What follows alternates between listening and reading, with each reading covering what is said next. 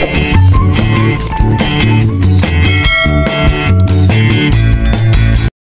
day mga idol, update tayo. So nandito nga pala tayo sa kabilang site sa may Dasma.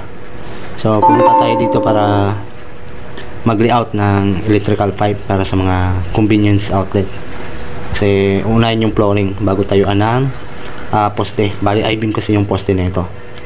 So mag-isa lang tayo dito dahil yung mga tropa natin ay busy, no? So maliit lang naman tong layout dito.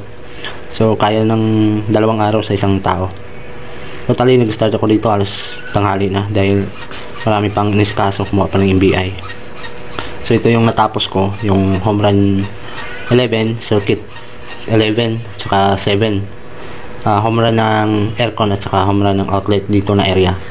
Sa isang circuit mga idol ay 7 outlet ang nandito sa plano. So dito, ito yung area kung saan tayo nag-layout ito. 11, circuit 11 saka circuit 7, no?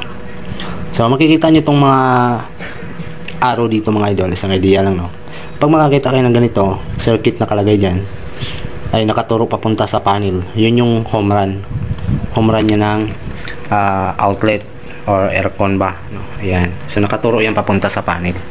Kasi kapag nakakita kayo yan, yan yung pinaka starting na galing sa safety circuit breaker. Ayan.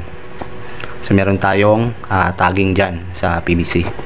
Doon din papunta sa panel, yung PVC doon ay lalagyan din natin ng tagging yan para alam natin kung saan natin isusuot or anong home run yun.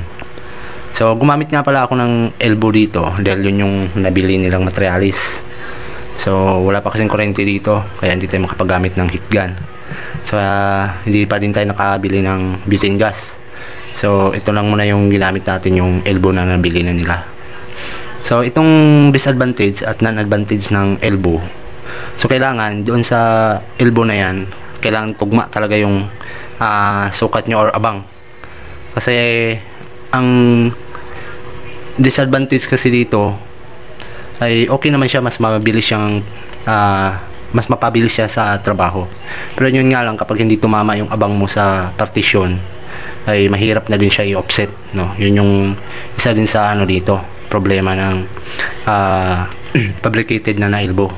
So yung ano naman, yung dini-DIY natin na elbow, yung galing mismo sa buong 3 meters na PVC, is napakaganda nun. So yun yung madalas na ginagamit ko talaga. Kasi once na nag-o-offset ay kayang-kaya, no? Kasi lalo na kapag yung PVC mo ay makapal na 2mm yung kapal. So yung gamit ko nga palang PVC mga idol is Neltex, no? So may suggest ko sa inyo mga idol, huwag kayong gumamit kapag sa ganitong mga slab na buhos. Kung yung PVC na manipis yung gagamitin nyo ay wag na lang talaga, wag nyong gagamitin yun dahil nako, delikado talaga. Kasi kapag napakan kasi nababasag yung mga idol. Kaya may suggest ko sa inyo na mas magandang gamitin itong Neltex na 2mm yung kapal. Yan talaga, ilalaban yan sa mga apakan-apakan, no? Hindi yan basta-basta nababasag. Sobrang kunat mga idol. So matagal ko na din ginagamit yan. Kasi naka-encounter kasi ako nung isa naming project ay yun, manipis na PVC yung nagamit namin. Grabe, nung nagkaroon ng mga offset, wala, sobrang hirap, sobrang tagal ng trabaho, tagal namin natapos. So ngayon ibinago ko yung sistema. Ito na yung ginagamit ko ngayon na PVC para mas mapadali yung trabaho at hindi na din hassle na isipin mo pa yung layout mo kung bibigay ba or hindi. So after yung mag-layout mga idol, huwag nyo kalimutan na takpan yung PVC na yan, no? Kasi kapag umulan, maaari niyang pasukin ng tubig or pag nagasintada na ay magkaroon niya ng malaglagan niya ng ng mga semento.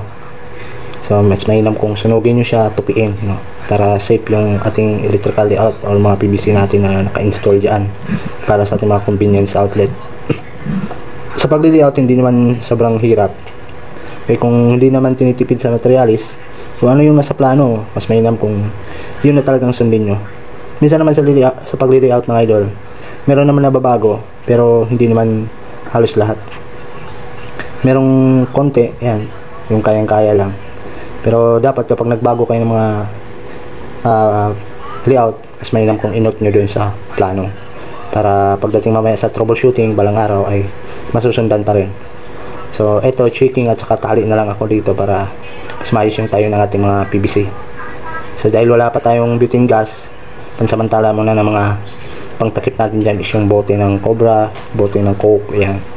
Para mamayang gabi kung umulan man, hindi pasukan ng tubig yung ating mga PVC. So importante kasi na walang tubig yung PVC natin para iwas na din sa problema ng ating wire, no? Kasi kapag yung wire natin na masyadong mataas yung load, umiinit kasi yan. So delikado yung short circuit. So yun lang mga idol, thank you for